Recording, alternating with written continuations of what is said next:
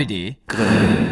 Hallo, hier ist wieder euer Heinz. Viele kennen mich natürlich noch aus den Filmen So heiß wie ein Vulkan oder Mit kalten Füßen auf heißen Kohlen. Und das bringt uns schon zum heutigen Thema, denn heute geht es um das Grillen.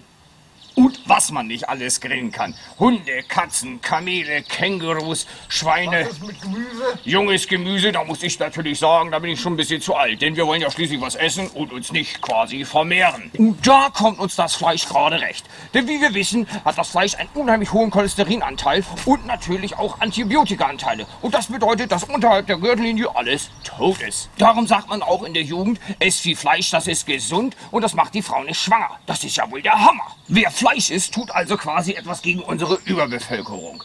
Und wenn man natürlich hier so am Grill ist, sieht man sofort mit jungem Gemüse, da ist nicht mehr ausreichend Platz für das Fleisch da. Sollte man dennoch einmal Gemüse auf den Grill tun, da kann ich euch eine Geschichte erzählen, die dramatische Folgen hatte.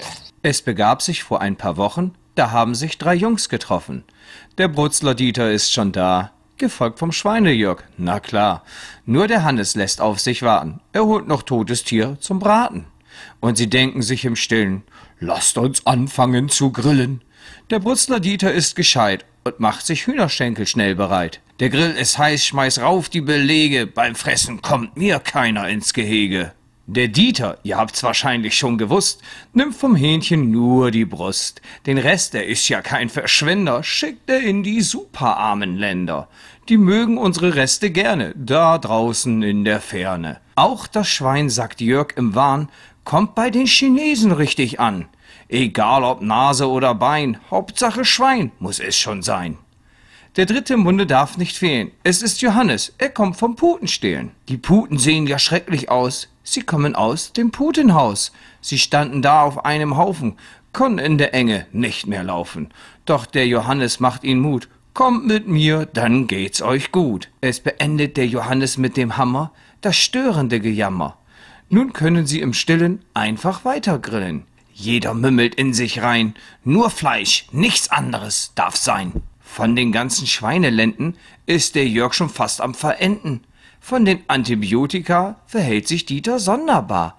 Und von der Putenbraterei redet Johannes nur noch Brei. Das Fleisch verbrennt schon auf dem Grill. Johannes ist so still. Er ist schon ganz schön fett geworden. Ups, daran ist er auch gestorben. Der Brutzler Dieter ist nicht mehr zu sehen. Warum, das werden wir gleich verstehen. Denn ihn konnte niemand mehr stoppen. Er denkt nur noch ans Hühnerpoppen. Doch von dem ganzen Fleisch war der Herzinfarkt sein Preis. Der Schweinejörg denkt sich, wie toll, dann hau ich mir allein die Wanne voll. Er haut sich noch die letzten Schweinestücke rein. Was soll ich sagen? Er ging an Schweinegrippe ein. Ja, was soll ich euch dazu sagen? Konnten die etwa das Fleischessen nicht vertragen? Nein, das lag an der Tomate auf dem Grill. Gemüse essen ist halt schrill.